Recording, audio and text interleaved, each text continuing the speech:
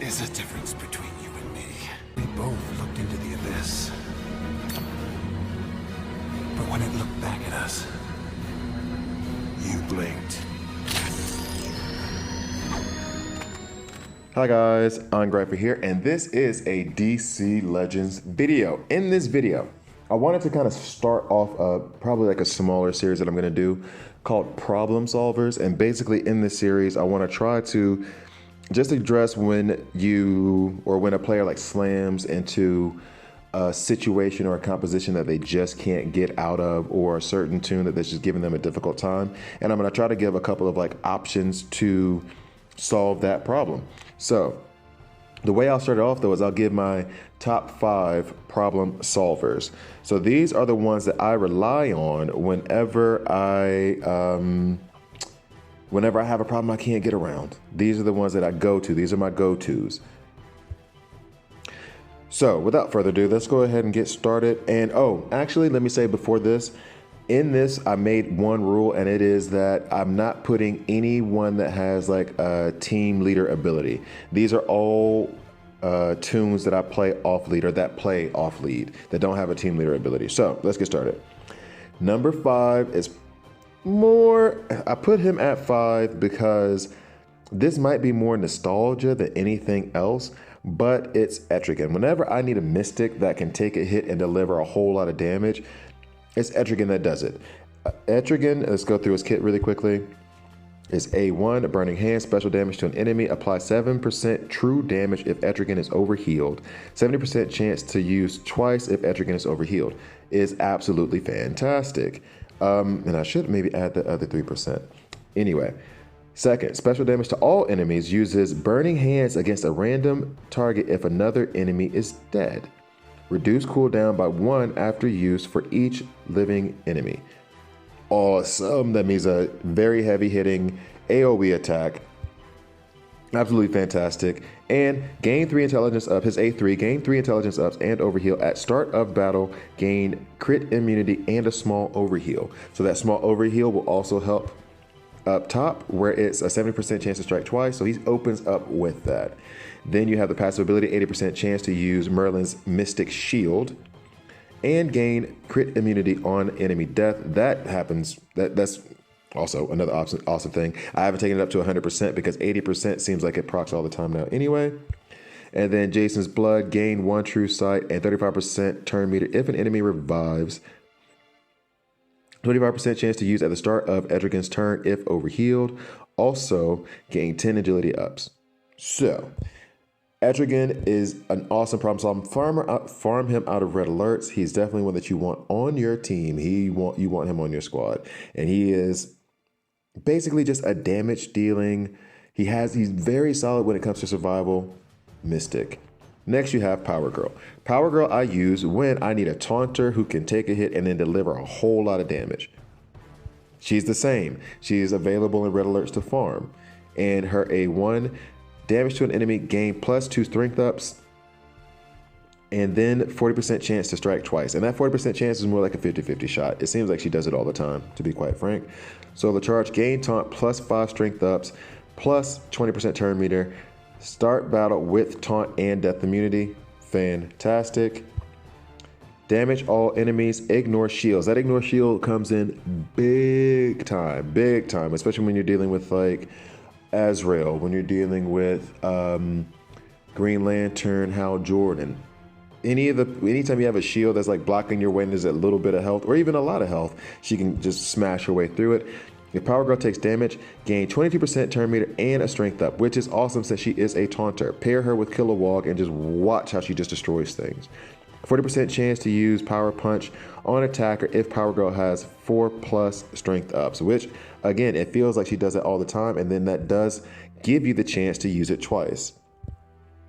And then our last passive ability at the beginning of each enemy turn, 65% chance to gain death immunity if Power Girl has 4+ strength ups. It seems like that just stays on her all the time. And I had her very early in the game, and she was the reason why I got Etarigan. She demolished all kinds of PvE content. She would go into what I call beast mode, where she's just like healing herself and getting strength ups and just retaliating all the time.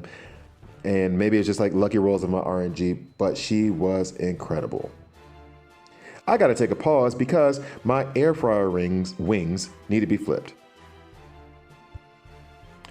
And I'm back. Sorry for the interruption, but I gotta admit, I love my air fryer. Okay, so next, number 3 on this list is Donna Troy. I messed up Donna Troy so bad in the beginning because I had her I had her at L3 and I did not take this. And I'm going to start with her A5 first or her second passive ability, because it's incredible. At the beginning or at the end of each teammate's turn, if teammate has 6+ buffs, purge 2 buffs, apply 20% turn meter, reduce cooldown by 1 on all abilities. That alone is amazing. You get around to so many skills so quickly just based on that. And then also when you get the legendary point, apply 1 awareness. It's fantastic, especially if you have like heavy buff teams. It's amazing to help with survivability. The only issue is I wish she would give those buffs to herself. She does not give those buffs to herself. Like, she doesn't give herself the awareness, which I guess she would just be OP if she did, but it's an incredible ability. Damage to an enemy, 20% chance to stun, which rarely hits, definitely 20%. 35% chance to use roundhouse kick. Again, I wish that was 50%, but I think I'm being greedy at that point. Gain taunt, 97% chance to apply 1 awareness to whole team. Use Amazonian challenge at the beginning of battle. Sets cooldown to 2. Awesome, awesome, awesome. And guess what? She reduces her own cooldowns. Fantastic. Now we're going to the next. Damage to an enemy, 60% chance to stun, plus 30% chance to stun if all allies have 4+ buffs. Honestly, I haven't even read that ability in a while, and it sounds even better than before. So a 90% chance to apply stun, so long as the team has a lot of buffs. Watch out for Wonder Girl, but that's an awesome ability as well. Then passive ability. Each time an enemy damages an ally, Donna Troy gains 20% turn meter. Fantastic. Fantastic. 40% chance to counter with roundhouse kick when Donna Troy gets hit. Awesome. That actually doesn't proc at 40% clip, truth be told. Or at least that's how I feel. Like, maybe I'm just being, again, greedy. But Donna Troy, she is incredible. Number 2, Black Flash. He's already made it onto this list. It's probably me being a bit over dramatic, but he just came, and I don't know when you guys are watching this, he just came out last month. This place would have been probably reserved for like a Black Adam or something, but he is just so incredible that I have to put him there now, because when I have a problem, and I hate to use that Vanilla Ice line, but he'll solve it. Special damage to an enemy and gain 2 speed ups, 5% additional damage per speed up, limit 10. So 50% damage at its high end, 50% plus additional damage when it's at its high end. This I use whenever I'm dealing with like a Harley Quinn or someone who, if I damage them, they're going to retaliate. An Arcus, Azrael, when I don't want to hit anybody on the team, because it will still reduce the turn meter of all enemies by 23%, 75% chance to apply 25% turn meter up to allies, and then apply Doom to a random ally. A lot of people say I shouldn't have taken that legendary point. I like it because Black Flash can tend to be squishy, and I want to put that Doom out there just so I can knock somebody out eventually. Chased by Death. This is his bread and butter ability. Special damage to all enemies and gain 25% turn meter up. Reset enemies' turn meter.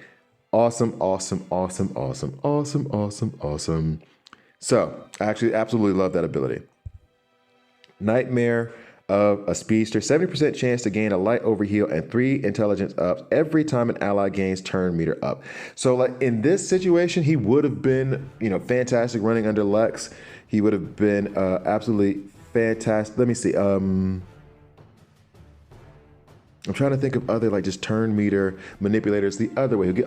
Wally West, of course. That would have been great. So, and is this for... Hey, I could run him with Donna Troy since she's getting turn meter every time she gets hit. I wonder if that... Because from what I understand, a passive doesn't proc a passive, but that's something for me to look at. I think I'm going to experiment with that. And last ability... Passive ability, 90% chance to gain 2 permanent speed ups every time an enemy dies. Reset chase by the death cooldown. Chased by death, chased by the death. Hey guys, I'm gonna need you guys to, what's the name of that? Grammarly? I'm gonna need you guys to get Grammarly. Because chased by the, I thought I was misreading something. Y'all made me feel stupid for a second. So anyway, resets chased by death. Awesome. And last but not least, if you are an in-game player and you've made it this far down this list, you should already know who number one is, unless you just completely disagree. And if you completely disagree, please let me know. Put it in the comment section below. It is Kaga. I waited far too long to work on him, and then when I got him, I just can't part with him. He's incredible. Each of his abilities are fantastic. His A1 purges 2 buffs from an enemy, purges 2 extra buffs if green arrow is invisible. That he's always invisible. He's invisible basically all the time, so he's purging 4 buffs. Apply 40% turn meter down if green arrow is invisible. Again, he's always applying 40% turn meter down. Trick shot. Heavy damage to an enemy, gain invisibility. There you go. That's part of where he's going to be invisible. Purge up to 3 buffs. So he'll also purge buffs on that. And then here you have light damage and apply 20% turn meter down to all enemies. You always open with this because he's like the 4th fastest in the game. All the speedsters are faster than him. So Jake Eric, Reverse Flash, Black Flash, Wally West, and Impulse. And for some reason, Aqualad. So those are the only 6 that are faster than him. And so if he goes first, then he's going to reduce turn meter and help your team go first. Then he's going to give himself invisibility, which lets cover shot purge those 4 buffs. And he has a 50% chance of gaining a debuff immunity, which actually seems to happen all the time, if I'm being quite frank. 20% chance to use cover shot on a random enemy at the end of every teammate's turn. This happens so much, like so much. And then a 50% chance to use it twice. I really feel like that's higher than 20%. It feels like it's more like 50-50, but maybe I just have awesome RNG for certain tunes and terrible RNG for others. Harley Quinn. So that happens so frequently. And then Alone No More, passive ability. All teammates have a 50% chance to purge 1 buff when damaging an enemy. So this is like a team leader ability, but it's just his passive. He's helping others purge buffs and then also apply 10% turn meter down. So everybody on your team is better because he's there and he doesn't even have to be in lead. So there you go. That's the end. Castaway, Green Arrow is the top of my problem solvers list. And this is my problem solvers list. This is how I feel. These are the ones that I go to when I'm in PvP and I'm being too cute and I'm slamming into a team that I can't beat. Then I go to one of these 5 and I take care of business.